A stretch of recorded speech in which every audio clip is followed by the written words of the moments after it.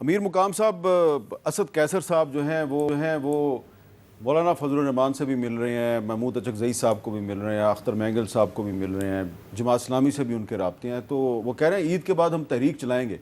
तो वो ईद के बाद तहरीक चलाएँगे, फिर आप क्या करें?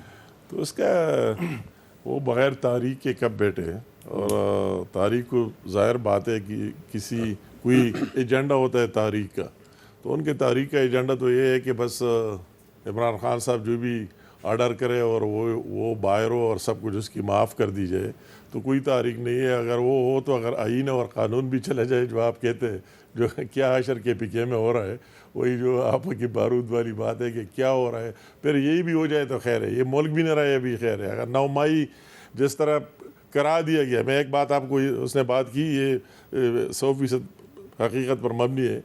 जब नवाज शरीफ साहब के ख़िलाफ़ फैसला आ रहा था सुप्रीम कोर्ट से, फवाद के कमरे में हम बैठे थे और चूरी निसार भी थे और हम 4-5 और बंदे थे, और इस टाइम नवाज शरीफ साहब भी आए।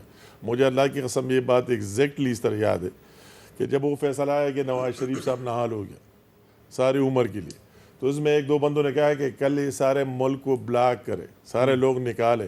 तो नवाज शरीफ साहब एक लम्हे के लिए खामोश ही है, फिर कहते कि मुझे इस मुल्क वाले, इस अवाम ने सज़ा दिए, उन मरीजों ने सज़ा दी है जिनको अस्पताल जाना है, उन लोगों ने सज़ा दी है जो मुल्क से बाहर जा रहा है, कोई ब्लॉक नहीं करना है। मगर अगर 9 मई का आप देख रहे हैं, इमरान खान के खिलाफ वही बात आ गई तो कहते हैं मुल्क ही न रहे। अच्छा, अब इसमें सब पर आग लगा दो, मगर उसको आपसे ये है सिर्फ बाहर रखो। आपको याद होगा कि पिछली दफ़ा जब आप आए तो बात हुई थी कि जी तहरीक इंसाफ इस्लामाबाद में जलसे की इजाज़त मांग रही है, तो फिर 6 अप्रैल को जलसे की इजाज़त तो मिल गई, अब आपने खुद ही वो अपना जलसा मुलतवी कर दिया, इसकी क्या वजह?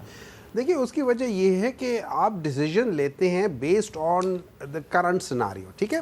उस वक्त हम लोगों का ये बिल्कुल प्लान नहीं था कि हम ईद के बाद एक तहरीक शुरू करेंगे, और उसमें ये मुख्तलिफ पॉलिटिकल पार्टीज है, जिसमें जमात इस्लामी है, जिसमें ये सारी जो बलूचिस्तान की है,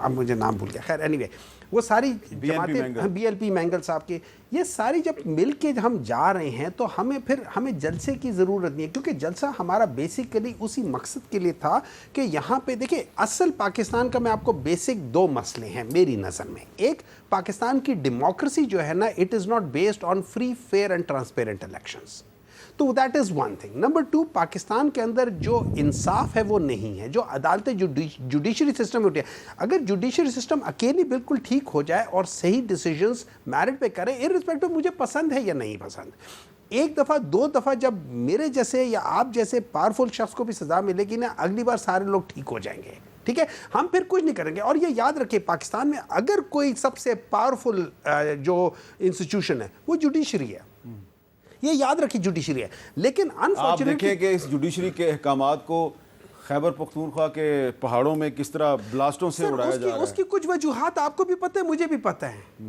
हम अनफॉर्चुनेटली हम 139 पे क्यों बैठे हुए हैं, उनकी वजूहात आपको भी पता है, इसमें बताने की जरूरत नहीं, सब लोगों को पता है। डिवीजन भी है ना, आप गरीबों को नहीं, डिवीजन के अलावा गरीबों से जाके पूछे, असल तो कहर उन बेचारों के ऊपर गिरती है। ठीक है ना, मैं तो जाके या सबसे अच्छे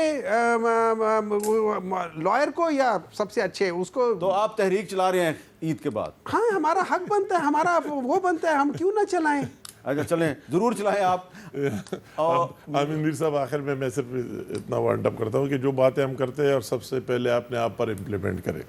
अगर हम ये बात करते हैं कि किसी की मेजॉरिटी अगर 2018 में जिस तरह उनकी हुकूमत बन गई, जिस तरह पूरे पाकिस्तान में तोड़ फोड़ कर दिया गया, अगर उनकी मेजॉरिटी जिस तरह RTS बैठ गया, तो अगर ये काम हम ये न करते, जो भी बातें हम मुंह से करते हैं उस पर अमल भी करते हैं, और सबसे पहले अपने आप को न कहे, सबसे पहले पाकिस्तान की बात करें, तो अच्छी बात होगी।